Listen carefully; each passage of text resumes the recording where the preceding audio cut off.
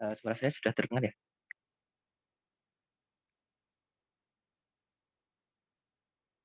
Cek cek.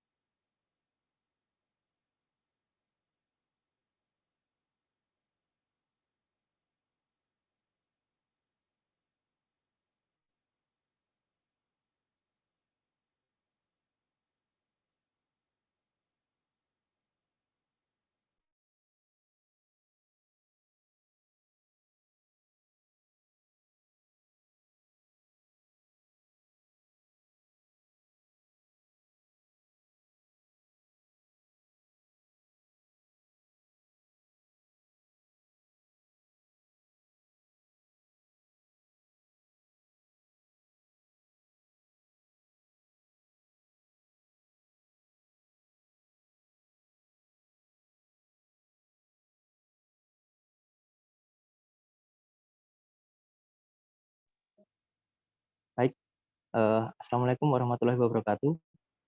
Selamat sore, Waalaikumsalam warahmatullahi wabarakatuh. selamat sore, selamat datang dan terima kasih untuk Mas Mif selaku perwakilan dari Sinau Jogja, sekaligus moderator pada acara hari ini, dan Mas Aldino Kemal Adi Gumawang selaku Software Engineer PT Midrange sekaligus pemateri pada acara Ngabuburit ini ya. Terima kasih juga untuk teman-teman semua yang sudah bergabung pada acara Ngabuburit, Ngobrol dan Sinau Teknologi yang diselenggarakan oleh Sinau Jogja dan Sobat Tekno. Sebelumnya, perkenalkan saya Fazlul. Ini saya mewakili Sobat Tekno dan berlaku sebagai MC pada acara sore hari ini. Acara Ngabuburit ini terselenggara atas kerjasama Sinau Jogja dan Sobat Tekno dengan tujuan untuk mengisi waktu menunggu berbuka puasa dengan sesuatu yang bermanfaat ya. Dalam hal ini kita gunakan untuk berbagi ilmu dan berdiskusi. Nah, acara Ngabuburit ini alhamdulillah sudah kita selenggarakan setiap hari Jumat di bulan Ramadan tahun ini, dan Ngabuburit hari ini adalah yang ketiga, sekaligus yang terakhir ya, karena Jumat depan itu sudah Lebaran. Baik, untuk sore hari ini tema pembahasan kita adalah Let's Go Programming from Started yang nanti akan disampaikan oleh Mas Aldino Kemal Adi Gumawang. Baik, tanpa berlama-lama lagi, langsung saja kita mulai acara pada sore hari ini. Namun sebelum itu, marilah kita berdoa menurut agama dan kepercayaan kita masing-masing. Semoga acara kita sore hari ini berjalan dengan lancar dan ilmu yang kita dapatkan menjadi berkah dan bermanfaat untuk kita semua. Berdoa, dipersilahkan.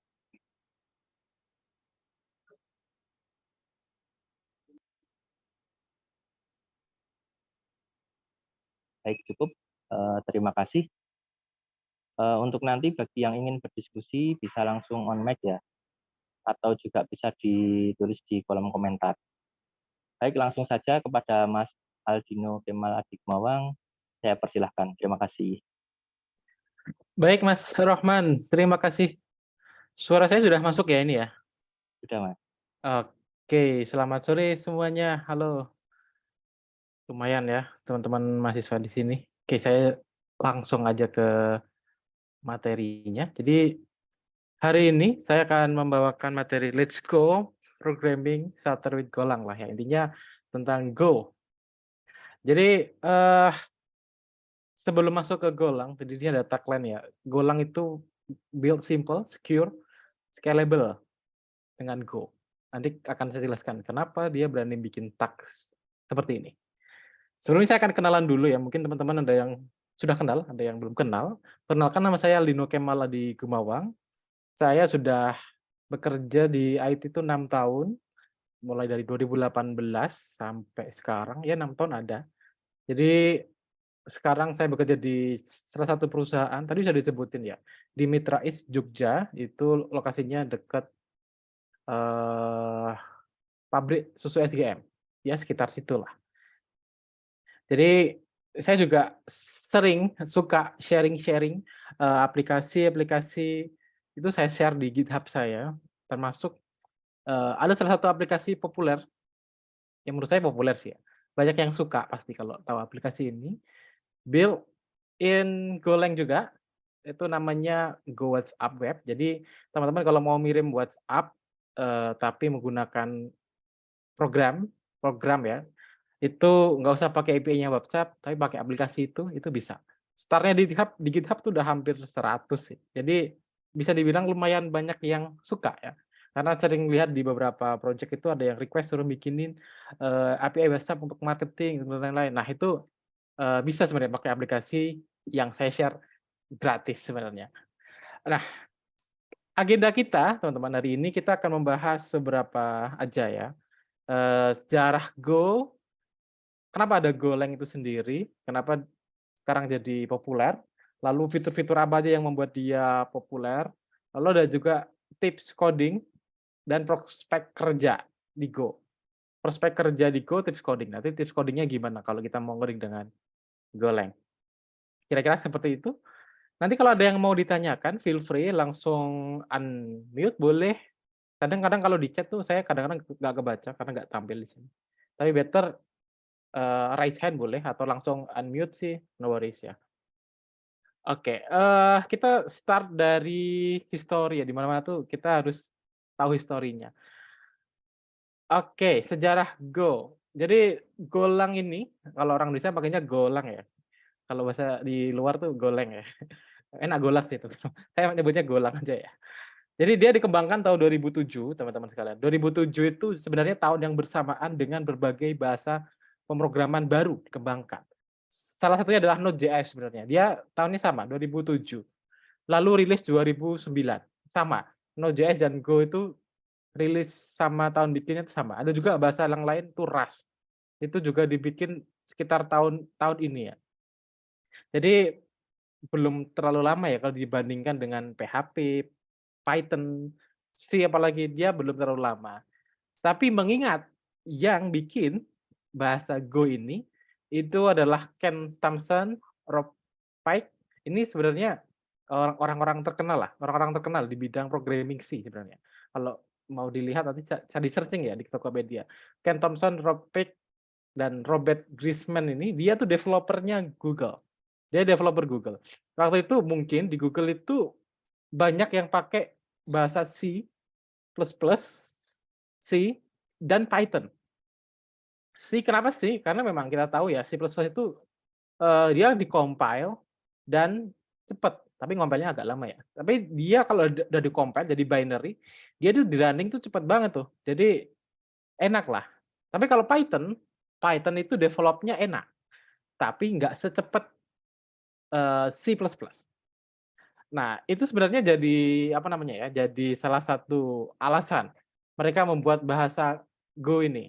Jadi gabungan antara C++, kelebihan C++ yang cepat di-compile, coding-nya enak, di Python itu di-merging jadi satu.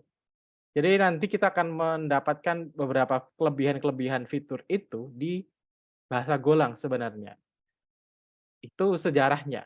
Sebenarnya banyak nanti fitur yang akan kita pelajari ya. Seperti kita bisa setting berapa prosesor yang kita pakai dan lain-lain. Itu lebih advance ya. Kalau untuk awal mungkin ini background-nya Go. Nah, sampai sekarang itu ada beberapa aplikasi populer yang di-build, dibikin ya, karena dibikin pakai bahasa Golang. Mungkin ada yang pernah dengar Docker, Kubernetes, Terraform, Prometheus, Traffic, Cockpit. Kalau belum pernah dengar, saya mungkin jelaskan beberapa. Kalau ada yang sudah, berarti developer. Jadi kalau saya tuh nganggepnya, ini saya pribadi ya, developer yang belum pakai Docker, developer back-end tentunya ya, atau developer web, yang belum pakai Docker tuh dia bukan developer sebenarnya. Belum lah, belum developer. Jadi developer itu harus bisa Docker, kalau menurut saya. Karena Docker itu penting sekali. Docker ini adalah salah satu, teknologi yang dipakai untuk membungkus aplikasi. Kalau biasanya dulu tuh ada namanya VM, jadi aplikasi itu bisa dibungkus jadi satu VM kayak gitu. Nah, tapi kalau dengan Docker, dia tuh dibungkus menjadi namanya kontainer. Tentu saja arsitekturnya berbeda dengan VM, Docker dan VM itu berbeda arsitekturnya, tapi konsepnya atau intinya sama, dia mem-packaging aplikasi kita supaya independen. Jadi misalkan, server kita running untuk PHP versi 7, lalu ada aplikasi lagi running versi 8, aplikasi running lagi versi 10 atau besok ada versi berapa, itu nggak akan jadi soal, karena kita sudah mem-package-nya menggunakan Docker. Dan Docker ini dibikin menggunakan Golang. Jadi kalau kita, jalanin command Docker version gitu kelihatan, Golangnya versi berapa nih, Docker-nya ini. Lalu ada juga Kubernetes. Kubernetes itu sebenarnya ini untuk DevOps developer, jadi nanti teman-teman kalau mau jadi DevOps developer, Kubernetes itu sama Terraform ini wajib sebenarnya kalau untuk dipakai. Kubernetes itu digunakan untuk bisa dibilang, meng-handle scalable system. Jadi kalau misalkan kita punya satu server, biasanya kan kita satu server nih, aplikasi kita di-deploy ke server. Nah, nanti kalau usernya ada banyak atau 100.000 request per detik atau per menit, satu server ini kan pasti nggak kuat. Kita harus bikin server kita menjadi banyak, jadi 5 atau 10 dan lain-lainnya. Nah, itu kita manage-nya dengan mudah menggunakan Kubernetes.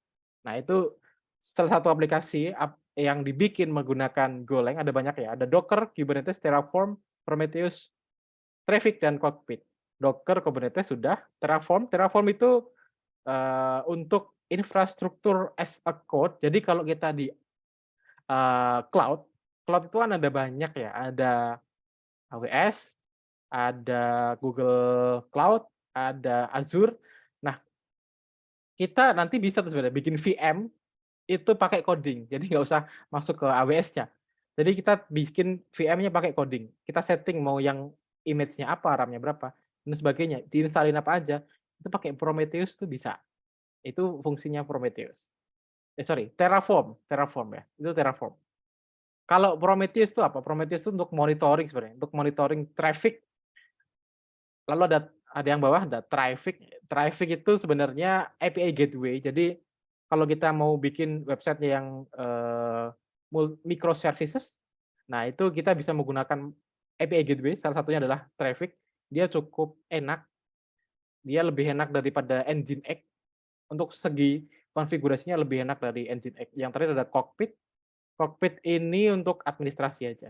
Sebenarnya ada banyak lagi yang pakai Go, tapi ini yang populer lah, yang terkenal di kalangan DevOps, programmer. Nah, kenapa sih aplikasi-aplikasi itu tadi tuh pakai Go, di-build made in Golang itu kenapa? Karena memang fiturnya dari Go itu, cukup canggih di zamannya.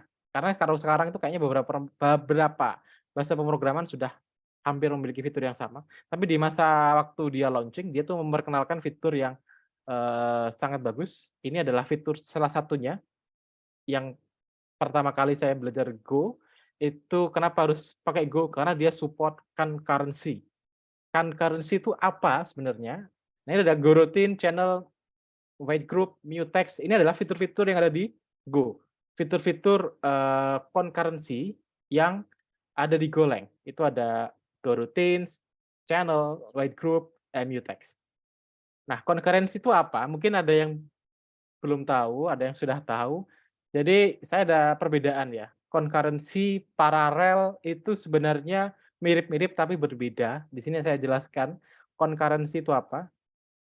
Nah, ini ada gambarnya yang kiri itu kiri ya, benar kiri ya. Kiri itu ada concurrency, yang kanan itu ada paralel. Misalkan kita punya komputer kan pasti core-nya banyak ya, core-nya banyak. Misalkan kita punya, server, komputer lah, core-nya 2, aplikasi, prosesornya, core-nya 2.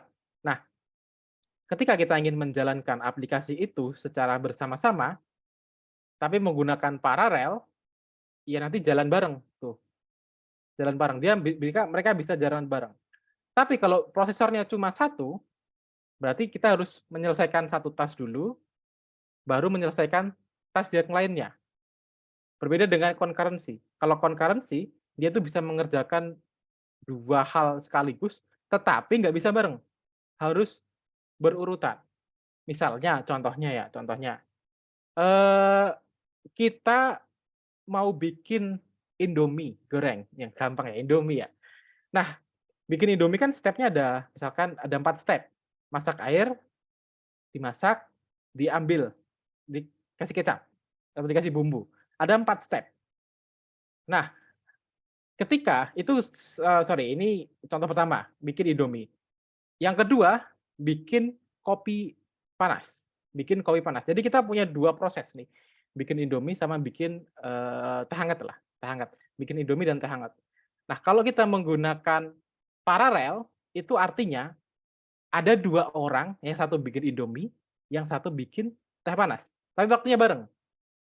Itu kalau paralel. Jadi kalau paralel itu satu orang bikin Indomie, satu orang bikin teh panas, bareng. Tapi kalau concurrency, itu yang ngerjain satu orang tuh bikin Indomie.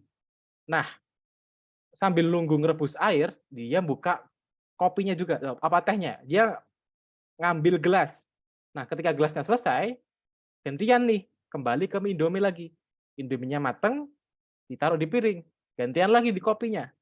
Kopinya, dikasih air atau dikasih dikasih gula, ya sudah, sampai selesai, jadi gantian tuh, sampai bisa nunggu-nunggu, bisa ganti-ganti. Jadi kopi, mie, kopi sorry, teh, Indomie, teh, Indomie. Jadi gantian. Proses satu, proses 2, proses satu, proses 2. Tapi dia hanya dilakukan sama satu orang, yang lakuin cuma satu orang. Beda dengan paralel ya. Kalau paralel tuh dia dilakukan 2 orang, tapi kalau concurrency dia dilakukan satu orang. Nah, itu fitur concurrency, pengertian concurrency. Jadi kalau concurrency di semua bahasa pemrograman itu sama. Itu konsepnya seperti itu. Dan di Golang itu support concurrency. Kalau di Go itu mungkin namanya Go routines yang paling atas, Go routines. Nah, jadi kalau ada task yang berjalan di background proses, nanti akan membuat satu Go routine baru yang dia akan menghandle proses itu. Kalau ada channel itu apa, wait group itu apa, mutex itu apa, sebenarnya ini adalah penjelasan, yang terlalu teknis sekali, jadi saya nggak akan masuk ke sana. Intinya channel itu untuk namanya juga channel ya, dia tuh jalur komunikasi intinya.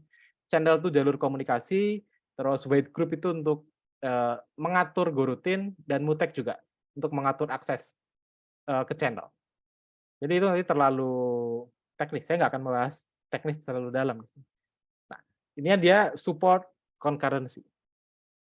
Jadi itu ya pengertian concurrency. Kalau paralel dia harus 2 orang yang menjalankan, tapi kalau concurrency satu orang, tapi gantian. Itu bedanya. Lalu yang kedua adalah garbage collector. Nah, jadi di Golang ini dia memiliki fitur yang namanya garbage collector, atau kalau bahasa Indonesianya tong sampah lah ya, tong sampah. Jadi kalau ada memori yang nggak kepake, dia nanti di-clear. Kalau ada memori yang nggak kepake, nanti dia di-clear. Nah, sebenarnya garbage collector ini, fitur yang bagus, tapi kadang-kadang, ada beberapa company atau ada beberapa company yang menginginkan lebih dari itu. Maksudnya gimana? Di garbage collector nanti ini adalah fitur yang bagus sebenarnya karena kita nggak usah pusing-pusing, mengatur memori, itu sudah diatur sama Go, tapi nanti akan muncul satu masalah baru yang namanya spike atau duri. Di gambar ini, itu ada gambarnya ya, seperti duri duri duri duri duri. Itu kenapa bisa terjadi? Itu karena ketika, memorinya limit, nanti dia di-clear. Memorinya limit dari 40 mega, dia di-clear, balik ke 20. Limit di-clear, limit di-clear, limit di-clear. Nah, itu adalah proses dari gerbang kolektor yang otomatis. Nah, di Golang versi yang baru sebenarnya, Go itu sudah melakukan update, jadi, developer bisa menggunakan, supaya mencegah adanya spike ini. Jadi di Golang versi 1.20 itu ada fitur untuk mengatur berapa banyak consume CPU dan consume memory. Jadi kita harus mengorbankan salah satunya. Kalau seperti ini, dia akan di-clear ketika 20. Sorry, dia akan di-clear ketika 40. Nah, itu nanti akan memakan memori 40, tapi prosesornya mungkin rendah. Nah, tapi kalau kita mau clear-nya di 20, 20 langsung di-clear supaya rata gini. Nah, nanti CPU-nya yang tinggi. Jadi, itu pilihan aja. Mau yang spike atau yang datar itu pilihan, karena ada yang dikorbankan. Itu Garbage Collector. Garbage Collector ini nggak cuma di Golang ya, ada di Java juga ada. Jadi ini fitur yang sudah common sebenarnya. Lalu fitur selanjutnya adalah readable code. Ya, readable code. Mungkin ini salah satu fitur yang membuat saya dulu, pindah ke Go. Jadi sebelum jadi back-end developer, lebih tepatnya fokus ke back-end ya. Dulu saya tuh full stack di perusahaan sebelum di yang sekarang ini. Waktu itu saya bekerja sebagai programmer juga. Saya full stack menggunakan Laravel, Vue.js, React, seperti itu, CI, ya, intinya PHP lah, ke PHP. Nah, setelah itu, melihat adanya apa ya, tren, saya jujur aja, belajar bahasa pemrograman tuh lihat tren kalau saya tuh.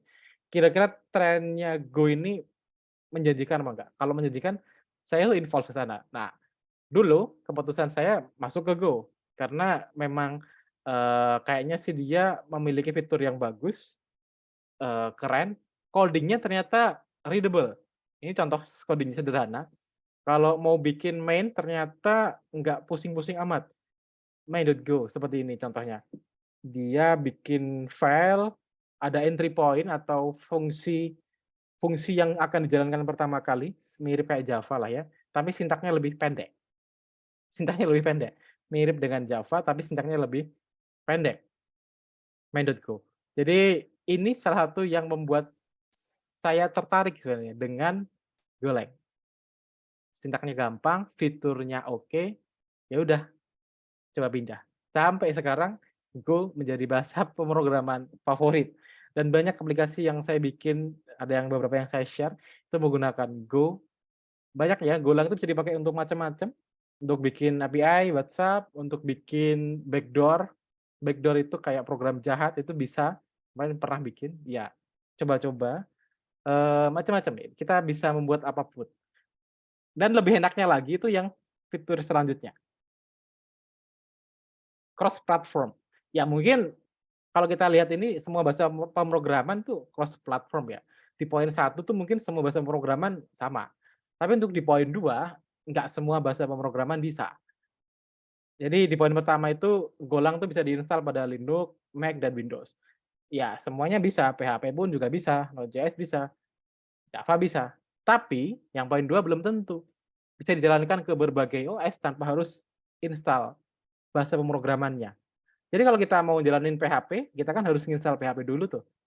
Kalau mau jalanin Node.js, kita harus install Node.js. Kalau mau install, bahasa pemrograman Python harus punya Python. Nah, kalau di Go, karena dia tuh sifatnya, based on compiler ya, lebih tepatnya dia di-compile, jadi nanti jadinya EXE kalau di Windows. Kalau di Windows nanti jadinya EXE. Jadi kita tinggal semudah double klik aja, kayak kita jalanin aplikasi.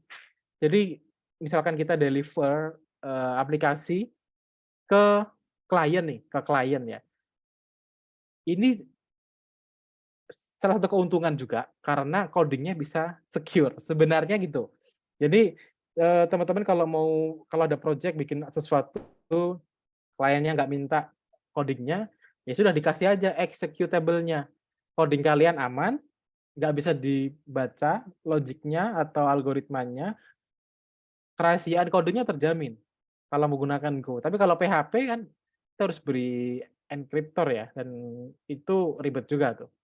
Apalagi bahasa bahasa lain ya, Node.js, Python kan sama. Itu bukan compiler ya, tipenya bukan compiler. Jadi kita harus install bahasanya dulu supaya bisa dijalankan. Kalau Go enggak, Go dia bisa langsung.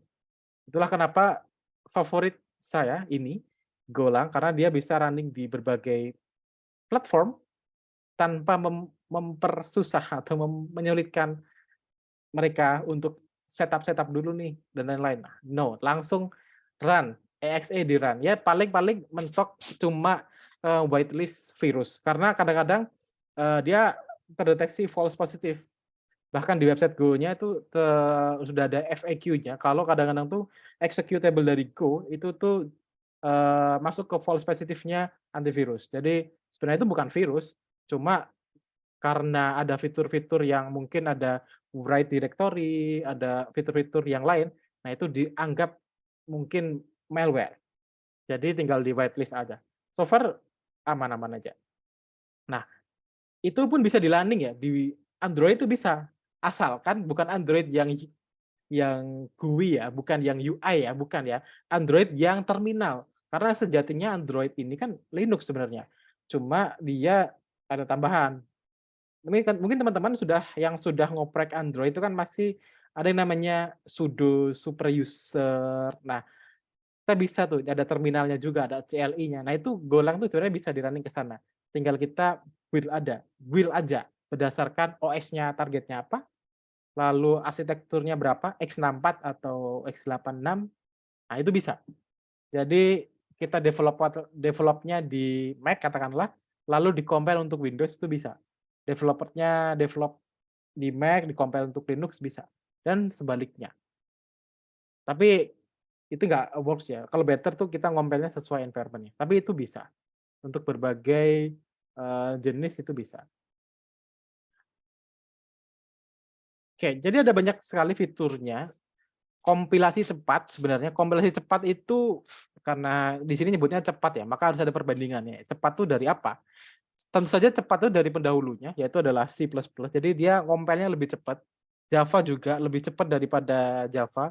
Mungkin teman-teman yang sudah pernah nyoba Java, nanti bisa dibandingin, atau sudah pernah nyoba C++ bisa dibandingin ngompel ya. Jadi kita bikin aja function hello world itu, lalu di-compile sama Go cepet mana. Kalau dari beberapa kali saya coba itu lebih cepat yang Go. Beberapa artikel juga bilang lebih cepat yang Go. Karena, ini termasuk, eee, poin utama waktu, Robert Grisman sama Ken itu develop Go, karena dia, apa namanya ya, modelnya atau role modelnya itu kan C dan Python. Nah, kalau C itu kelemahannya dia di-compile-nya lama, kalau Python itu kelebihannya dia develop-nya cepat. Nah, mereka pasti memperhitungkan itu, maka di Go compile-nya cepat. Yang kedua kinerjanya tinggi, sebenarnya kinerjanya ini nggak lebih tinggi kayaknya ya, nggak lebih tinggi sama C, tapi mirip. Misalkan, kita perbandingannya itu kalau nge-hit, atau melakukan execute di C itu mungkin makan 1 detik, nah di Go itu bisa jadi 1,2 lah, 1,2. Jadi mungkin terpaut dikit ya kalau, di Go sama C. Tapi kalau untuk yang bahasa pemrograman PHP itu kadang-kadang bisa lebih dari 2, seperti itu. Jadi kecepatannya tinggi karena apa? Karena dia di-compile. Jadi dia langsung, ke prosesor, jadi nggak lewat interpreter, tapi langsung di-compile. Jadi semua bahasa yang di-compile itu memang cepat sebenarnya. Itulah kelebihannya di Go. Yang terakhir mudah dikembangkan ini, bisa dibilang relatif ya. Kadang-kadang kan kalau developer-nya nggak suka Go ya, Golang tuh susah dikembangkan ya. Jadi mudah dikembangkan tuh relatif, tapi kalau kita lihat dari segi bahasa pemrograman yang tadi, Golang itu readable sebenarnya, bahasanya itu readable. Karena mudah dikembangkan, karena banyak ya aplikasi yang populer seperti Docker, Kubernetes, dan lain-lain, dia juga menggunakan Go. Ternyata Go tuh coding-nya banyak, environment-nya juga lengkap, lalu tools-tools-nya kalau kita mau pakai Go, itu ada, sudah support lah, community-nya sudah oke lah. Jadi untuk ngembangin itu enak. Dan juga yang terakhir, dia modular. Modular itu maksudnya apa? Jadi, kalau kita mau bikin aplikasi, nah terus saya mau ngirim email menggunakan Golang. Nah, kalau kita menggunakan PHP, kita mau ngirim email menggunakan PHP, biasanya kan kita install library menggunakan Composer. Ya, Composer install Swift Mailer atau PHP Mailer. Nah, kalau di Go itu kita bisa install langsung dari GitHub. Enaknya itu, dari GitHub ya, GitHub. Jadi nggak perlu kita masuk ke kelompok vendor-vendor tertentu, cukup di GitHub aja. Jadi Golang itu nanti bisa download source dari GitHub. Jadi langsung dia. Jadi itu enak banget. Jadi misalkan teman-teman, modelnya microservice, lalu di microservice itu punya dependensi sama, library-library lain, nah itu tinggal install aja di satu tempat yang sama, yaitu di GitHub. Itulah kenapa nanti GitHub, penting banget kalau kita develop di Go, karena install-nya gampang. Go get GitHub apa-apa, nah itu, gampang. Kita mau bikin modul pun tinggal di-upload ke GitHub, nanti itu bisa jadi modul. Jadi mudah dikembangkan karena komunitasnya banyak, modular, lalu bahasanya juga mudah. Nah, mungkin ini ada sedikit tips ya, ada sedikit tips untuk, coding Golang coding Golang. Ya, eee, pertama ini mungkin pahami software arsitektur teman-teman kalau kita mau, coding dengan Go. Coding dengan Go kita, harus memahami software arsitektur. Nah, maksudnya apa di sini software arsitektur ini? Eee, jadi di Golang ini itu sama develop kita menggunakan, Node.js. Itu kita hanya dikasih, apa namanya ya, kita nggak dikasih struktur folder. Kalau kita mau gunakan PHP seperti Laravel, CodeIgniter, itu kan foldernya sudah ada nih, tertentu ya foldernya ya. Foldernya tertentu, sudah ada tertentu. Nah, di folder tertentu ini, kita tuh sebenarnya enak. Karena apa? Kalau mau bikin controller di sini, kalau mau bikin view di sini, mau koneksi database di sini. Pattern-nya tuh enak tuh, sudah jelas tuh. Nah, tapi kalau di Golang itu nggak ada.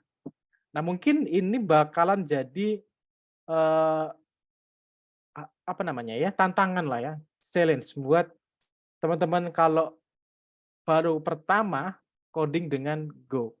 Tapi percaya sama saya, ini hanya pertama kali teman-teman ngoding. Kalau sudah kedua, kan sudah ada insight sebelumnya ya, sudah ada, sudah pernah, jadi bisa di-copy paste. Tapi selama saya pakai Go, setiap develop apps, itu, dulu tuh selalu ganti.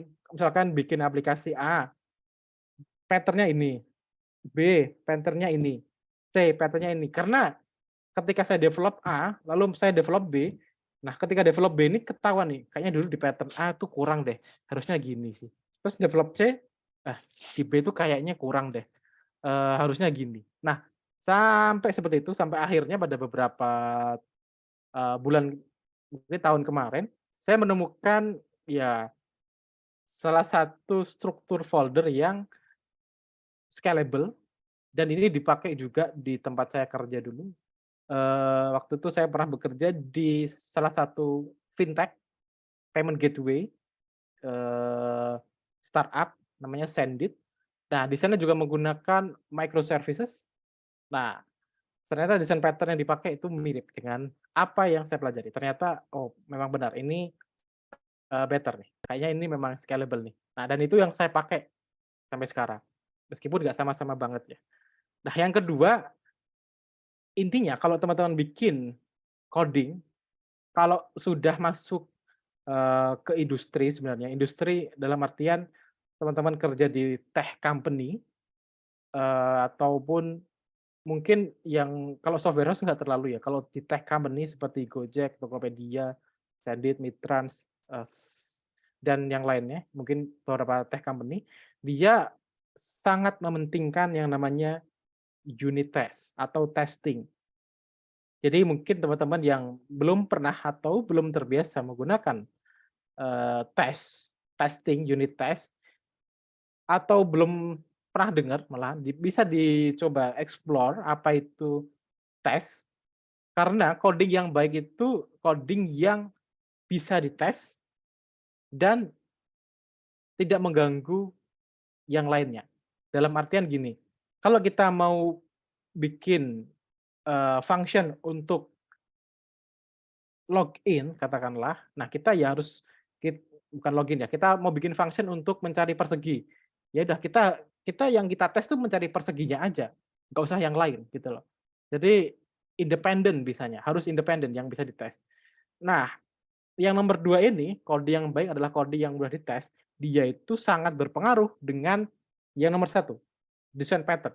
Jadi kalau desain pattern-nya kurang bagus, bikin unit test-nya berdarah-darah tuh, pasti berdarah-darah. Itulah kenapa yang dulu, saya ceritakan tadi, saya pertama pakai desain pattern A, lalu B, kok susah banget pakai unit test-nya, bahkan nggak bisa dites. Kalau kita strukturnya nggak bagus, dites tuh nggak bisa kadang-kadang. Kadang-kadang ini bukan unit test nih jadinya, ini malah ngetesnya di running aplikasinya. Harusnya kan ngetes sama running aplikasi itu beda. Kalau mungkin teman-teman sekarang bikin aplikasi masih manual testing, dalam artian manual testing itu ya ngetesnya masih diklik-klik, misalkan mau bikin API untuk, login. Nah, pasti dicoba tuh pakai Postman, manual nyobanya kan, pasti manual kan nyobanya. Pakai Postman, di-submit, sukses, kalau sukses gini, kalau gagal gini. Nah, itu masih manual. Nah, kalau kita menggunakan unit test itu nanti bisa diprogram, inputnya A, B, C. Nanti sesuai nggak, kalau saya nginputin email tuh nggak ada @-nya, formatnya salah, harusnya dia responnya error email nih, sudah sesuai belum? Nah, itu nanti kita bisa bikin test case yang banyak. Jadi semakin lengkap test case Anda, maka coding-nya tuh akan semakin bagus untuk meminimalisir bug. Jadi tes ini sangat penting sekali. Dan fungsinya nggak cuma untuk meminimalisir bug, tapi kalau teman-teman kerja bareng atau di sini kerja bareng developer lain, misalnya, eee, kita join di tim A nih. Nah, terus kita punya tugas untuk bikin fitur A.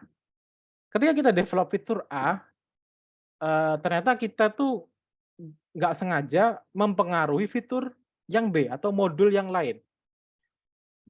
Kalau nggak ada unit test-nya, kita pasti nggak tahu tuh. Saya, yang penting jadi-jadi aja, fitur A yang kita bikin, ya fitur A yang kita develop dan kita tes. Nah, fitur B ternyata dia yang error.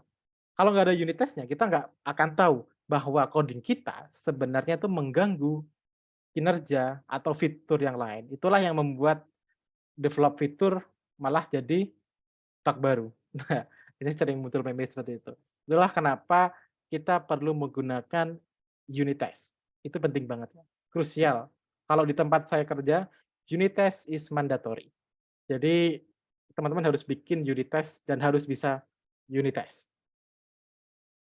Lalu yang ketiga itu pelajari solid, nggak harus dihafal, solid principle. Jadi, ini teknik banget ya, tapi saya kasih, pancingannya aja, judul-judulnya aja. Jadi, solid principle ini apa? Ini adalah kepanjangan ya, solid itu kepanjangan. Pertama, dia single responsibility principle, ya artinya single itu satu modul, satu fitur, satu modul. Jadi modul ini misalkan modul login, iya aja dia hanya dipakai login, nggak boleh dicampur-campur, itu single. Nanti untuk lebih detailnya nanti teman-teman bisa lihat di YouTube, kalau saya jelaskan by omongan kan, kurang mantap lah ceritanya. Kalau nggak lihat prakteknya tuh kadang-kadang tuh, apa sih, ngomong apa sih, nah gitu. Jadi kalau solid ini memang harus dilihat, dipraktekkan, gimana caranya. Terutama kalau untuk bahasa pemrograman tertentu. Karena solid ini kan teknis banget nih. Nanti teman-teman kalau misalkan di PHP atau di Go, cari aja solid Golang. Nah, nanti ada tuh. Kalau solid di Go tuh caranya gimana gimana gimana. Terus ada open close principle. Jadi namanya aja open close, jadi buka tutup. Jadi intinya, eee, fitur kita itu kalau ada penambahan fitur baru tuh dia nggak ngeganggu yang sebelumnya. Lalu ada Liskov, ini Liskov ya, biar biar solid ya, biar namanya solid, dipaksa banget ya Liskov. Bahasa mana tuh Liskov? Liskov substitution principle. Jadi, intinya nanti Liskov ini objek dalam program harus dapat diganti sebagai objek lain. Nanti teman-teman harus belajar interface dulu sih sebenarnya. Jadi kalau sudah paham Liskov atau pernah lihat lah, paling nggak pernah lihat Liskov, ya nanti pasti coding teman-teman itu akan semakin, upgrade. Karena, mungkin kadang-kadang kita lupa Liskov itu apa, tapi alam bawah sadar kita atau insting kita nanti ingat kalau mau bikin kayak gini tuh, "Oh pakai ini aja nih, kayak gini tuh enak." Nah yang ketiga adalah I-nya, ada interface segregation, yang keempat adalah dependency inversion. Nah ini kalau mau tahu lebih detailnya, ini sebenarnya subbab tersendiri. Jadi teman-teman nanti bisa searching aja, solid principle, itu gimana konsepnya. Nah, setelah pelajari solid principle, nggak harus dihafal, karena ini adalah, teori sebenarnya, solid itu bisa diterapkan di semua bahasa pemrograman. Jadi tahu aja teorinya, nanti gimana caranya, solid itu gimana sih, Liskov itu gimana sih, oh gini, oh gini. Nanti saya yakin di YouTube ada banyak, saya kemarin juga lihat di YouTube, ada banyak sekali yang menjelaskan solid principle. Setelah kita paham solid principle, dan ini yang paling penting, yang membuat beberapa bulan kemarin saya pakai pattern ini terus. Nah, ini dia, software design pattern. Sebenarnya ada banyak ya, pattern-pattern tuh ada banyak banget. Kalau kita belajar software, pattern tuh ada, banyak, tapi ini yang baru dan populer. Sebenarnya ada banyak ya, ada pattern tuh ada dari behavior, ada yang dari function, ada memento, ada singleton, ada sense of responsibility. Saya sendiri nggak hafal sebenarnya, ada banyak gitu. Tapi kadang-kadang sering buka juga sih, harus sering baca juga karena again kalau kita develop program, kalau semakin banyak desain pattern yang kita tahu, maka kita akan semakin mudah memilih jawaban atas problem yang kita, hadapi. Nah, kalau di sini itu adalah software arsitektur. Jadi nanti struktur foldernya itu gimana tuh? Ada hexagonal arsitektur, ada MVP, ada modular. Hexagonal arsitektur atau clean arsitektur itu mirip, makanya saya kasih di satu tempat, karena dia sebenarnya mirip hexagonal. Kalau MVP model model view presenter kalau di Android atau MVC kalau di web, mungkin teman-teman sudah pada familiar ya, MVC. Jadi kita bikin model sendiri, view sendiri, lalu controller sendiri. Itu juga bisa kita menggunakan itu MVC di Go dan sah-sah aja sebenarnya. Lalu ada modular, kalau kita menggunakan Django, kita menggunakan Nest, atau kita menggunakan Angular, nah itu kan pasti juga modular. Nah, modular itu juga bisa dipakai di Go. Tapi kalau saya sendiri favoritnya sampai sekarang, itu yang paling atas, itu clean arsitektur atau hexagonal. Ya ini adalah salah satu, company, pasti pada tahu lah ya, ini adalah top 5 company, kalau di luar negeri namanya FAANG company, Facebook, Amazon, Netflix, Google. Ada beberapa, big giant tech company. Nah, mereka mengadopsi, hexagonal architecture tahun 2020. Sebenarnya ini artikel lama ya, dan 3 tahun yang lalu, tapi masih menarik artikelnya. Mungkin kita bisa bahas. Nah, jadi hexagonal architecture itu seperti ini, teman-teman. Mungkin kalau pertama lihatnya tuh pusing, tapi, saya akan coba menjelaskan sebisa saya dengan mudah. Oke, di hexagonal arsitektur ini adalah arsitektur yang saya pakai dan jadi favorit saya, yang meskipun nggak hexagonal-hexagonal banget, tapi minimal mendekati ini. Jadi intinya ada 3 layer utama, transport layer, service layer, dan data source. Oke, ada 3 service utama atau, kita sebut sebagai di sini namanya beda ya, transport layer, interaktor, sama entities, data source. Oke, transport layer itu apa? Jadi misalkan gini teman-teman, misalkan kita punya aplikasi microservices. Ya, aplikasi microservice atau aplikasi lah, nggak usah microservice. Yang penting aplikasi. Front end, back end pastinya. Nah, apabila aplikasi teman-teman bikin, untuk berkomunikasi dengan aplikasi lain, itu kita harus menggunakan transport layer. Jadi transport layer itu kita berkomunikasi dengan pihak lain, itu menggunakan transport layer. Contohnya apa? HTTP. HTTP itu salah satu contoh transport layer. Misalkan kita bikin API, itu hanya satu jenis transport layer.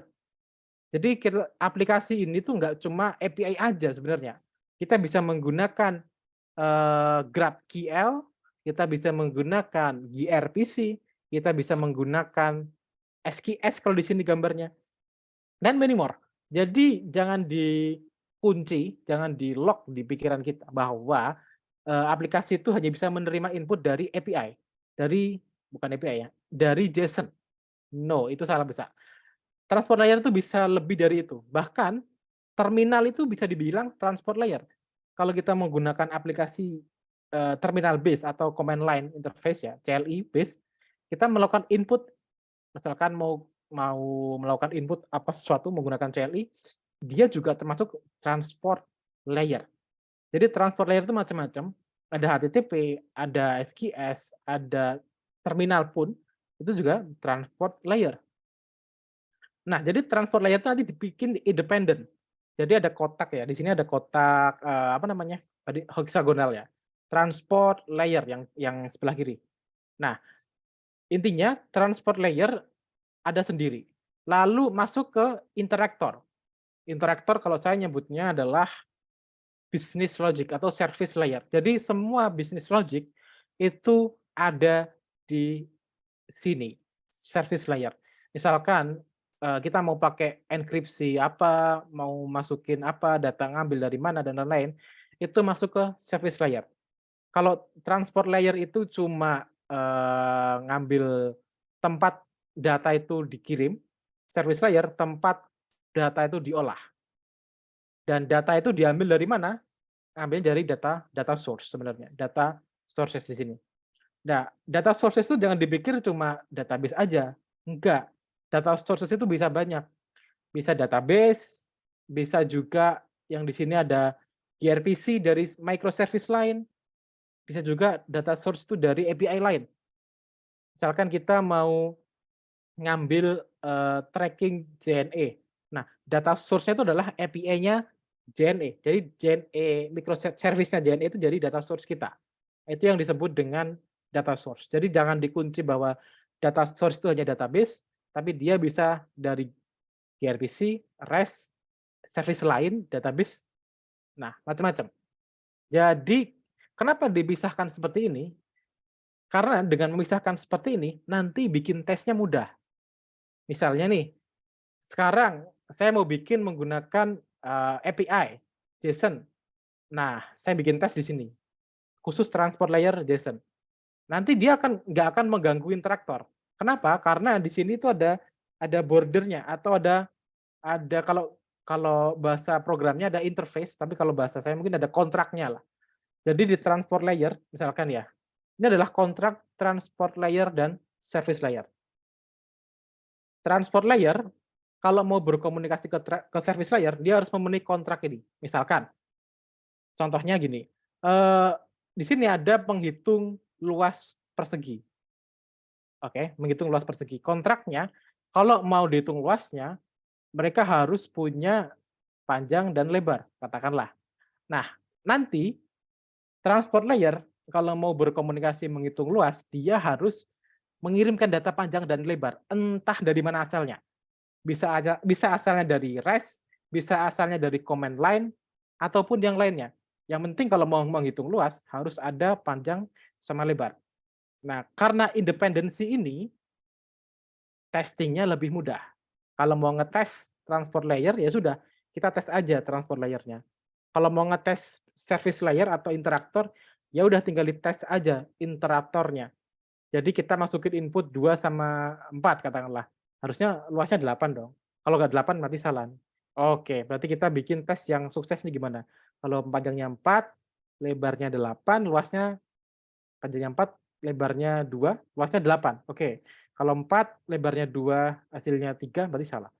Nah, kayak gitu. Jadi kita bisa bikin test case seperti itu.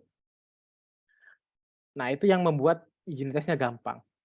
Jadi kalau mau maintenance juga gampang. Misalnya sekarang baru ada HTTP nih. Ternyata ada tim lain itu yang minta transport layer-nya jangan HTTP dong, transport layer-nya pakai GraphQL. atau pakai CLI misalkan. Oh boleh, kita tinggal bikin transport layer 1 lagi di sini tanpa mengganti atau mengganggu service layernya. Karena mereka nggak akan keganggu. Asalkan nanti gRPC atau GraphQL atau CLI nanti kalau mau menghitung luas harus menginputkan panjang dan lebar. Seperti itu. Jadi itu kira-kira fitur atau software pattern yang saat ini saya pakai karena kemudahan kita saat develop. Jadi source code-nya ini sebenarnya sudah ada kalau teman-teman mau belajar gimana sih hexagonal arsitektur atau clean arsitektur, mungkin mirip ya. Clean arsitektur sama hexagonal tuh ya mirip-mirip lah. Jadi sudah ada reponya yang namanya Iman Iman Tumorang, dia juga salah satu engineer teman teman saya di perusahaan sebelumnya, di project sebelumnya. Dia sudah membuat sampel hexagonal atau clean arsitektur di Golang tuh kayak gini. Nanti cari aja teman-teman kalau mau tertarik, Golang clean arsitektur, pasti dia nongol di atas sendiri, karena start-nya banyak. Nah, itu kira-kira Go, tipsnya dari saya, menggunakan bahasa pemrograman Golang. Jadi yang saya ulangi tadi yang perlu kita perhatikan adalah, kita harus bisa solid, ya nggak harus bisa ya, kita harus pelajari dulu solid, menentukan software pattern yang cocok. Software pattern yang cocok ya. Kadang-kadang kan ada yang cocok pakai hexagonal, ada yang nggak cocok pakai ini. Tapi kalau so far selama ini beberapa aplikasi saya pakai hexagonal pada cocok semua. Bahkan saya sempat offer eee, ini ke teman saya yang sebelumnya pakai MVC, dia lebih cocok ke yang sekarang. Karena bikin tesnya tuh lebih mudah. Ya, itu eee, software arsitektur hexagonal atau clean arsitektur. Nah, mungkin terakhir di sini ada prospek kerja ya, prospek kerja Go. Jadi teman-teman sebenarnya kalau masuk ke dunia back end, terus menggunakan Go, sebenarnya di sini ada beberapa tech company ya, yang lumayan gede, dia pakainya Golang juga, dan yang atas sendiri tuh harusnya enggak ya, itu sebenarnya Gojek sih. Tadi mau saya nulis Gojek, tapi kayaknya Gojek lagi nggak open recruitment, jadi saya tulis mau saya hapus malah ketulis Golang. Ya itu salah kalau itu. Yang kedua ada Sendit. Sendit itu dulu tempat saya bekerja waktu itu. Di sana juga menggunakan Golang untuk aplikasi microservice-nya. Jadi mereka juga menggunakan pattern yang clean juga, jadi codingnya rapi, unit test-nya ada standarnya dan seperti itu. Bibit juga, ini saya carinya baru ya sebenarnya tadi siang. Jadi Bibit, Stockbit, Ajaib, Tiket, Erajaya itu lagi open recruitment Golang, bahasanya juga spesifik ya, harus bisa Go. Tapi teman-teman, belajar Go itu sebenarnya memang butuh waktu. Kalau kata orang, Go itu bahasa yang mudah, tapi kalau buat saya Go itu nggak mudah-mudah amat sih, karena kita harus tahu software design pattern, kita harus minimal tahu solid, karena kadang-kadang tuh ditanya, apalagi kalau teman-teman tes di beberapa giant company, pasti apa namanya ya, knowledge tentang IT-nya itu ditanya. Minimal harus paham, tahu lah, nggak harus hafal, mungkin bisa nyebutin beberapa desain pattern dan sebagainya. Karena itu buat programmer itu penting. Ibaratnya kalau kita eee, punya masalah dan kita punya banyak solusi kan enak ya. Jadi itulah kenapa kita harus belajar desain pattern. Mungkin ada linknya refactoring.guru, teman-teman itu kalau mau belajar refactoring.guru kalau nggak salah ya namanya itu. Itu bisa teman-teman belajarin berbagai macam desain pattern, ada dari sense of responsibility, ada dari momento, ada banyak di sana. Nah, jadi harapan saya mungkin teman-teman, di Go ini lumayan menjanjikan bahasanya. Sebenarnya di Go ini untuk beberapa tahun ke depan masih oke, sampai mungkin ada satu bahasa pemrograman sekarang yang lagi naik daun. Dari segi performance dia 11-12, ya mungkin lebih bagus dia daripada Go, tapi belajarnya lebih berdarah-darah, yaitu adalah Rust sebenarnya, RUST ya, Rust, logonya kepiting. Dia, dari segi performance dia oke, tapi belajarnya juga lebih susah. Jadi kalau mungkin teman-teman, eee, sebagai back end di Indonesia, sekarang tuh kayaknya standar back end itu kalau nggak Go, Node.js. Kalau mau bikin, admin panel, kalau nggak Laravel, ya Django. Nah, sekarang tuh kayaknya saya mulai beberapa kali ini tuh lihat polanya. Jadi seperti itu, kalau biasanya aplikasi-aplikasi itu Go, Node itu khusus untuk API dan seperti admin panel tuh, Laravel lah, kebanyakan sih Laravel ya, masih Laravel. Jadi prospeknya tuh di Indonesia masih bervariasi ya, macam-macam. Tapi teman-teman jangan membatasi di bahasa pemrograman aja. Karena bahasa pemrograman itu nggak bisa berdiri sendiri. Dalam artian, kalau teman-teman, mau daftar di salah satu perusahaan ini, paling enggak teman-teman juga harus menguasai teman-temannya ini, teman-temannya Go. Misalkan, Docker, karena di sana pasti wajib Docker ya. Saya yakin di beberapa semua ini kayaknya, semua ini yang kerjanya nggak tahu ya.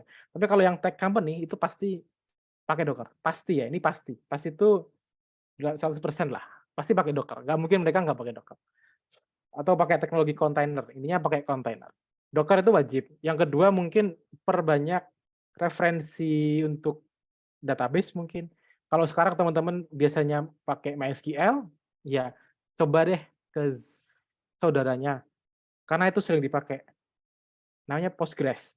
Jadi Postgres itu lebih sering dipakai di tech company daripada MySQL. Mungkin karena performanya lebih oke dari scalability dan strukturnya ya. Kalau menurut saya sih enakan MySQL ya. Tapi mungkin, di tech company lebih punya insight yang lebih expert, jadi kenapa harus Postgres. Jadi memang, banyakan pakainya Postgres bukan MySQL. Jadi ada beberapa sintak yang beda, lalu teman-teman bisa explore lagi untuk belajar seperti fitur-fitur yang di cloud.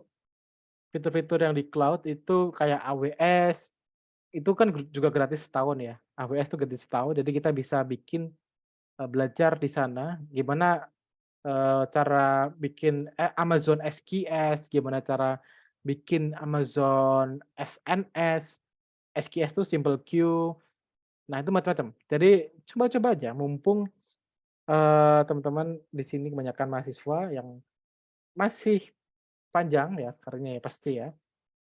Kalau tertarik banget di IT, ya jadilah kutu buku, kutu coding lah ya, oke.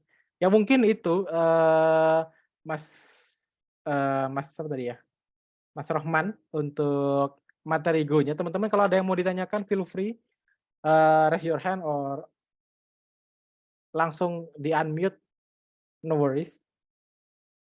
Oke.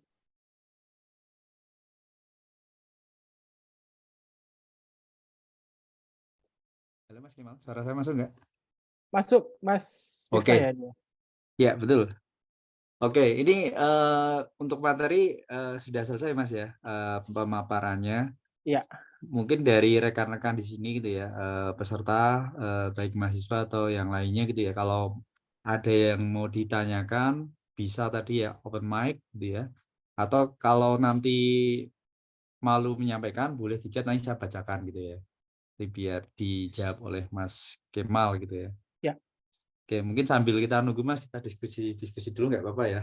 Boleh Mas, boleh Oke, boleh. berarti ini kan tadi kan Mas Kemal menceritakan itu ya, apa istilahnya kalau menjadi programmer Go, Go itu cocoknya developer ya Mas ya?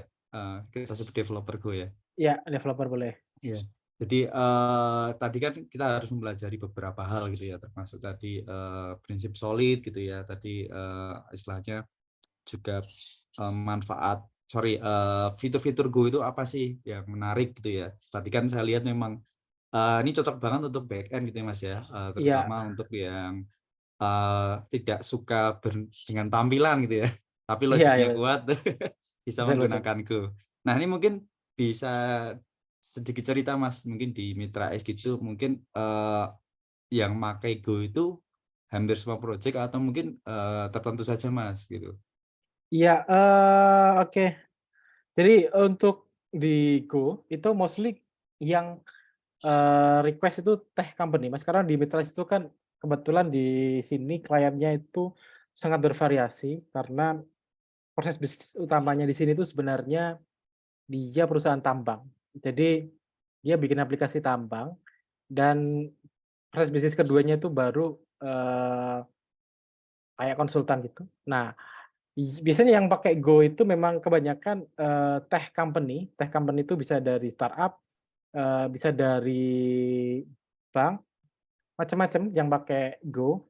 Jadi kalau saya kemarin kebetulan yang dari Go itu dari tech company, Mas Miftah, gitu.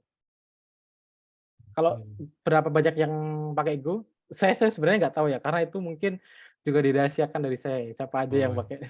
Jadi siap, saya nggak siap. terlalu tahu itu, gitu. Karena sudah ada pembagian ya, buat Iya, gambaran teman-teman tuh kalau di Mitra S kan mungkin teknologi bisa bervariasi ya, karena kan saya dulu pernah ngepoin juga requirement-nya tuh ada banyak dari apa ya background-nya yang menguasai bahasa pemrograman apa gitu ya. Bisa jadi di suatu project atau mungkin aplikasi itu teknologi yang dipakai itu bisa berbeda gitu Mas ya. iya, iya, betul, Mas, betul. Oke. Oke, ini masih belum ada yang bertanya ya. Masih pada malu-malu Mas ini. Nggak apa-apa, biasa, Mas. Heeh. Saya dulu juga gitu. Oh ya, tadi berbicara soal GitHub-nya tadi, itu berarti sudah di-share ya tadi ya GitHub-nya Mas Kemal tadi ya yang terkait dengan WhatsApp. Itu Oh, misal sudah? Heeh, kita heeh. pakai itu nggak apa-apa ya, kita legal Boleh, ya. boleh. Ya. Legal, legal. Legal, legal. Boleh, boleh. Ini, ini kan tak tanyakan langsung kali kalau teman-teman mau coba bermain dengan WhatsApp API tadi ya. Jadi mungkin Iya, kalau teman-teman mungkin pengen tahu apa ya hasil dari Go ya, mungkin dimulai dari menjalankan dulu ya Mas ya. iya, Jalanin betul. aplikasi Go, jalan kok menarik nih, baru teman-teman ulik gitu ya. Nanti kan Iya, sama Mas Kemal kayaknya juga di-share code-nya Mas itu ya. iya, saya share code-nya juga. Oke, itu kan kalau teman-teman pengen penasaran kok bisa jalan gitu ya, oh bisa dilihat kayak gitu. Iya sih, Oke, emang paling enak tuh kan belajar tuh dari amati, tiru, modifikasi. Nah, itu belajar paling cepet kan gitu ya, Mas Miftah ya? iya, betul betul. Sama ini Mas, ini kan memang ini berbicara tentang tadi kan sempat berbicara Docker juga. Mungkin saya rasa Hmm, juga mahasiswa juga belum banyak nyoba sih. ya, Cuman kalau misalkan dengan spesifikasi laptop yang dimiliki mahasiswa umumnya itu kan kebanyakan Windows Mas. hmm. Nah itu untuk apa namanya ya boleh cerita sih kalau pakai Windows itu kira-kira kita membutuhkan apa aja gitu ya untuk instalasi gitu ya. Iya, sebenarnya kalau untuk Docker ya, kalau untuk di Windows sebenarnya agak berat, Mas Miftah, karena kita kayak running hypervisor atau VM sebenarnya. Jadi, saya kebetulan dulu waktu coding tuh di Linux, waktu RAM-nya 8 ya. Waktu RAM-nya saya 8 tuh, saya tuh install-nya Linux, jadi nggak pakai Windows. Tapi kalau untuk sekarang, minimal mungkin teman-teman device-nya rata-rata programmer tuh RAM-nya 8 ya, pakai RAM-nya 8 ya. Iya 8 Minimal ya ya, rata-rata. minimal rata-rata 8. Kalau untuk running Docker, sebenarnya bisa, tapi mungkin sepertinya agak agak berat ya, agak berat, tapi bisa. Agak berat, tapi bisa. Ya, memang kalau, Docker, paling paling ringan ya, saya bilangnya itu paling ringan itu memang di Linux sebenarnya. Entah itu running-nya di WSL ataupun langsung di Linux-nya. Nah, kalau saya pribadi sekarang, ada juga laptop Windows. Nah, di sini saya juga running Docker, karena, berhubung saya nggak butuh GUI-nya Docker, jadi saya tuh install-nya tuh di WSL sekarang Docker-nya. Jadi di Windows itu saya install Docker, tapi cuma Docker daemon-nya aja, Docker engine-nya aja. Jadi GUI-nya Docker nggak saya pakai, karena kan nggak kalau buat saya nggak kepakai juga, dan itu berat sebenarnya, Docker GUI-nya tuh lumayan berat. Jadi kalau saya sih sekarang install Docker-nya tuh di WSL. WSL tuh Windows subsystem Linux, jadi kita bisa install kernel atau kita bisa install terminal lah di Windows. Jadi bisa menggunakan Docker. Kalau untuk belajar, Docker langsung diinstal di Windows tuh nggak apa-apa sih. Kayaknya sih kuat-kuat aja deh RAM 8 deh. Harusnya Oke, kuat sih. biar dicoba dulu ya Mas ya. Iya harusnya. Nanti kalau misalkan ada apa ya pertanyaan mungkin dari Mas Kemal memungkinkan untuk dijabri nggak atau mungkin Oh, melalui panitia saja? boleh lihat panitia boleh. Mau langsung tanya pakai email boleh. Oke, siap, siap. Jadi nanti ini menjembatani kalau teman-teman di sini kan belum sempat bertanya ya, mungkin Ya. mau ada pertanyaan itu setelah selesai gitu ya. Setelah nyoba mungkin Mas. Setelah coba, ya ada error gitu ya. Ini gimana untuk rally gitu ya. Iya. Oke, ini mungkin ada dari teman-teman ada yang sudah muncul ide pertanyaan gitu ya. Itu ada tanya satu kayaknya. Ada satu. Sebentar, siapa itu Mas? Aku nggak lihat ya. Mas Rizal. Oh ya, silakan Mas. Monggo kalau ada Oke, pertanyaan. mengenai unit test. Tahu saya ketika menguji API membuat web service untuk routing menggunakan Postman itu manual test itu cukup kalau sekedar menguji API tanpa dikasih case-case menguji API. Kalau diperlukan unit test itu boleh tahu pakai aplikasi atau framework Mas. Lalu membuat test case-nya perlu coding tidak? Terima kasih. Ya, eh, memang benar kalau untuk membuat web service kita menggunakan Postman itu manual test itu cukup. Bener, itu saya juga sering melakukan itu, dan itu cukup. Kalau skop aplikasi kita atau yang mengerjakan aplikasi itu orangnya mungkin satu 2 orang lah ya, atau 3 orang lah. Nah, tapi kalau kita di company, yang mungkin programmernya bisa dibilang hampir 600 orang ya kayaknya.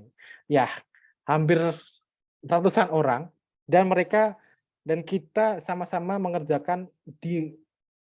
bisa mengerjakan di repo yang sama. Jadi saya bisa ngupdate repo ini, orang lain pun juga bisa ngupdate repo ini. Nah, jadi setiap ada changes, itu kalau nggak ada unit test, itu nanti, eee, apa namanya ya, problemnya tuh pasti, kalau di production ya, tapi nggak mungkin sih kalau udah sampai production.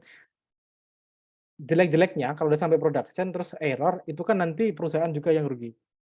Jadi kalau kualitas kode nggak ada unit test-nya, itu sebenarnya sih nggak apa-apa, kalau buat saya sih nggak apa, nggak pakai unit test itu boleh, asalkan, API ini benar-benar sudah dites atau sudah ada testernya. Tapi unit test itu kan tujuannya untuk, apa namanya ya, hitam di atas putih.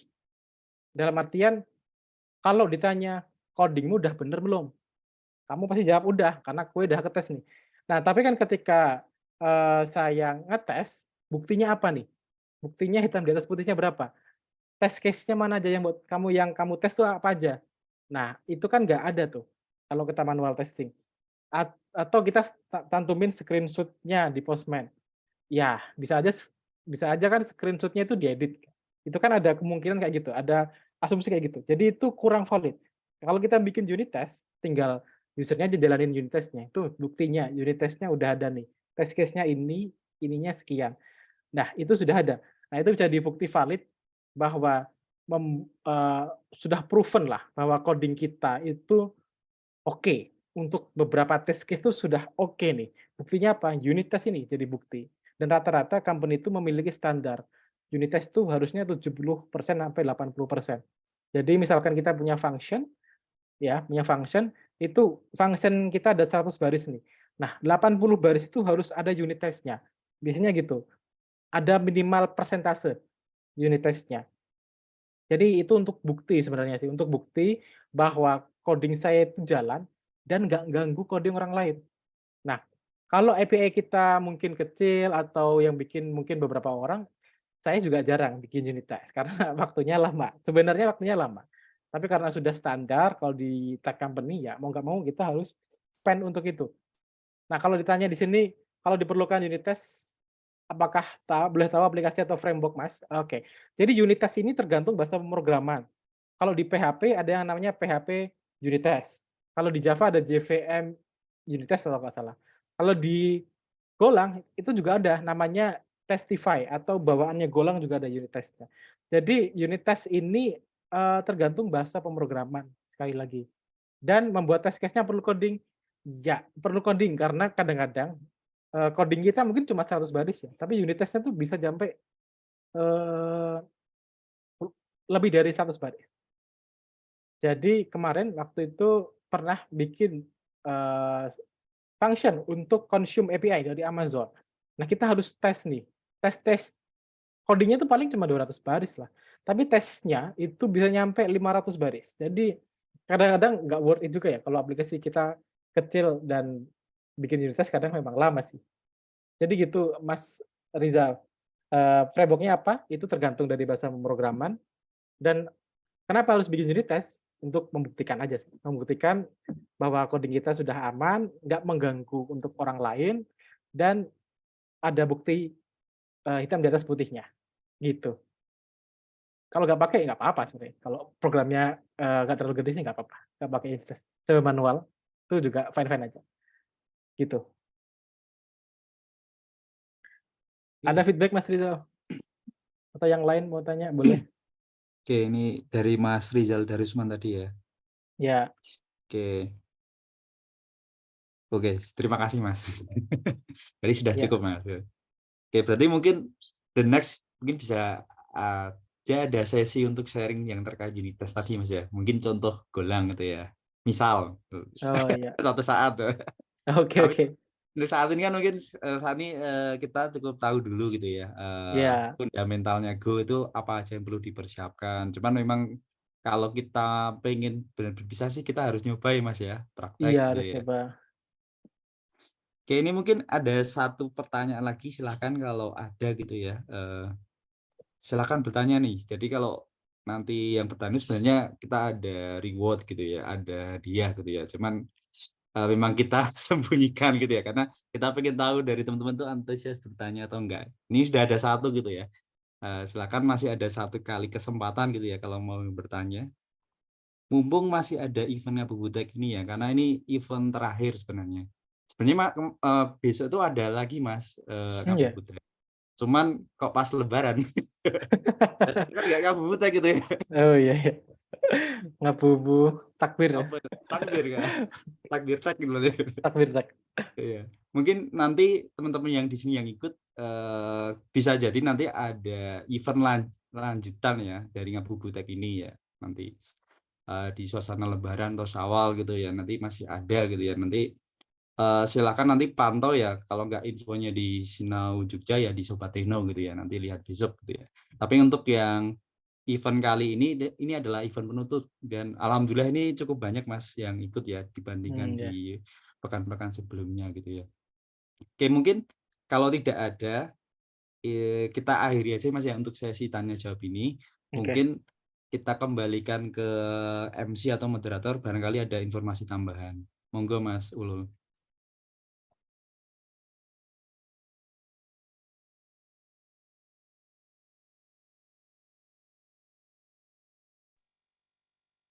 Tadi susah unmute. Baik, Mas Aldino dan Mas Mif atas supportnya pada sore hari ini. Semoga ilmu yang kita dapatkan pada sore hari ini dapat bermanfaat ya. Amin ya rabbal alamin.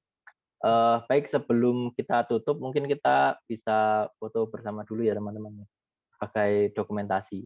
Silahkan bagi yang berkenan untuk mengaktifkan kamera, silahkan on cam.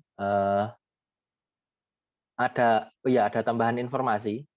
Setelah Lebaran, insya Allah kita akan mengadakan Sobat Mencet lagi female dev talk dalam rangka menyambut Hari Kartini tentunya. Namun berhubung pada tanggal 21 itu ada yang Lebaran, sudah ada yang Lebaran, maka acara akan kita selenggarakan setelah Lebaran. Ya, tentunya masih dengan semangat yang sama. Dan untuk konsep dan detailnya tunggu informasi saja di Instagram Sobat Tekno atau Sinau Jogja. Baik, ada yang mau on cam lagi? Mas Mif, mana ini Mas Mif? Kelihatan belum Mas? Sudah. Ngeheng Mas kalau kelihatan kameranya. Ini tuh kameraku tak balik nggak mau. Oh ya. Loh, oh bisa ternyata. Bagus. Tadi nggak bisa. Tapi melotrok. Oke. Nah, wis gini wae. Oke, sudah ya. Saya kasih aba-aba. Saya nyiapin. Baik. 1, 2, 3. Sekali lagi. 1, 2, 3. Mungkin bisa jempolnya atau gaya bebas atau gini boleh. Tapi enggak muat. Oke. 1, 2, 3. Sekali lagi. 1, 2, 3. Baik, terima kasih teman-teman semua atas antusiasmenya ya. Semoga kita bisa bertemu di event selanjutnya. Selamat melanjutkan aktivitas, selamat berbuka puasa. Saya akhiri. Assalamualaikum warahmatullahi wabarakatuh. Selamat sore. Waalaikumsalam. Makasih Mas Faslur, Mas Yo. Kemal ya telah meluangkan waktu. Sama-sama. Sampai bertemu lagi besok. Sampai sini. Izin live. Oke, matur nuwun. Silakan.